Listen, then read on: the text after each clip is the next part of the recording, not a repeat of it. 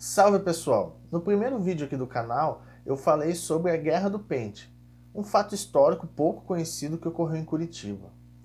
Muitas pessoas me falaram para fazer mais vídeos sobre esses fatos históricos que são pouco conhecidos. Aí o meu amigo, colega lá de graduação, professor Joimar, me indicou um tema, que é a Guerra da Carne, que ocorreu em Curitiba também. Então vamos ver hoje um pouquinho sobre essa Guerra da Carne?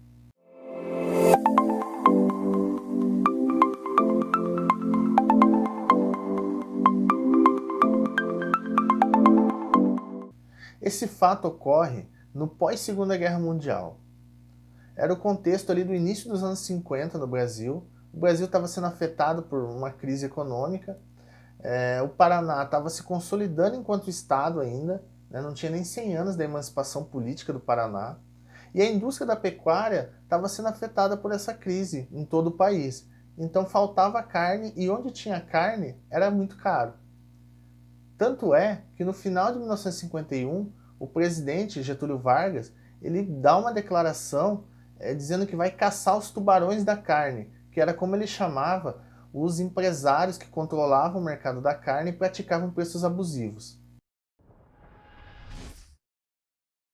Essa declaração do Getúlio Vargas de guerra aos tubarões da carne influenciou o surgimento de um movimento organizado por donas de casa de classe média no Brasil inteiro que visava boicotar o consumo de carne. Ficou conhecido como greve branca. Sim, é um termo racista e que diz muito sobre um movimento criado por mulheres de classe média no início dos anos 50 no Brasil. Esse movimento não foi exclusivo em Curitiba, ele aconteceu em outras cidades como São Paulo, Rio de Janeiro, Belo Horizonte e em outros locais do país também. Esse movimento de boicote ao consumo de carne começa a ser organizado desde o início de 1952. As donas de casa começam a se articular através de telefonemas, pequenas reuniões, defendendo essa ideia de boicotar o consumo de carne. No dia 17 de fevereiro, esse movimento ganha as ruas.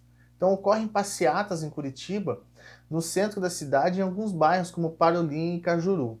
E no segundo dia, no dia 18 de fevereiro, esse movimento tem a adesão de algumas entidades de representação, como a União Paranaense dos Estudantes, a União Paranaense dos Estudantes Secundaristas e a Federação das Mulheres do Paraná. Elas organizam um comício na região onde mais tarde ficou conhecida como a Boca Maldita, defendendo essa causa que foi levantada pelas mulheres aí. E é no dia 19 de fevereiro que esse movimento começa a se tornar a Guerra da Carne.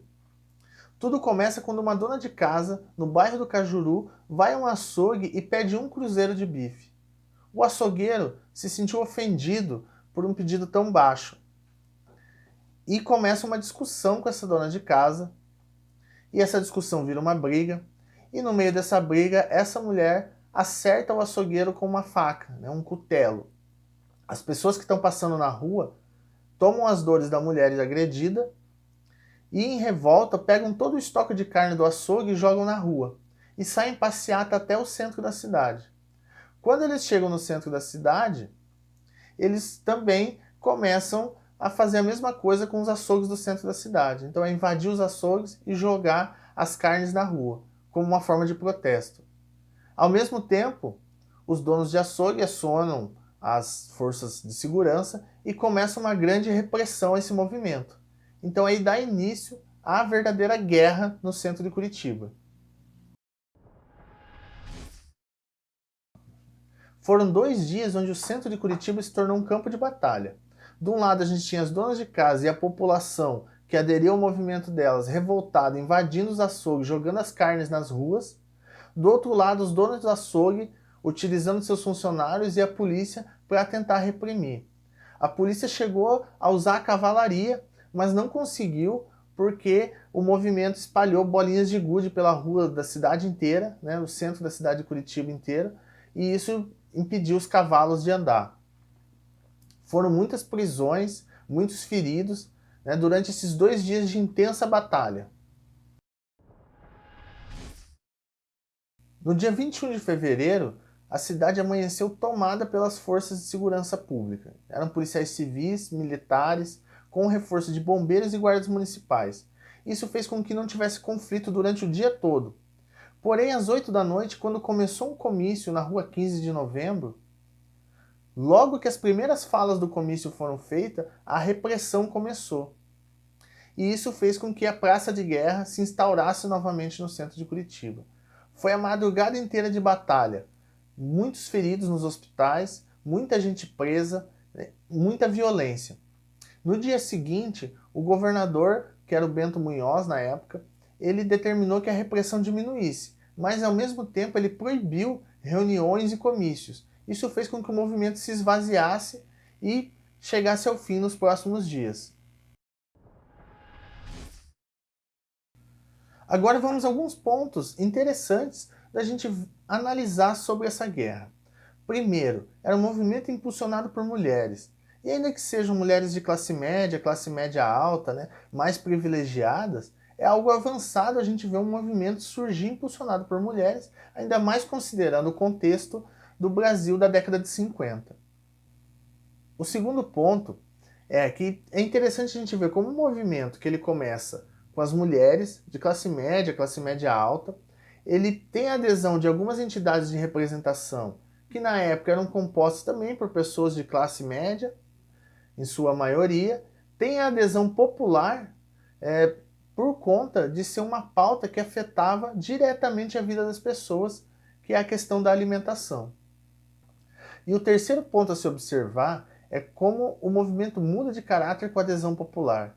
Então, um movimento que começa quase burocrático, com as donas de casa de classe média propondo um boicote pacífico do consumo de carne, com a adesão popular, ele toma um caráter de contestação social e vira uma revolta popular de verdade. Bom, pessoal, esses foram alguns aspectos gerais sobre esse movimento da Guerra da Carne que ocorreu aqui em Curitiba na década de 50.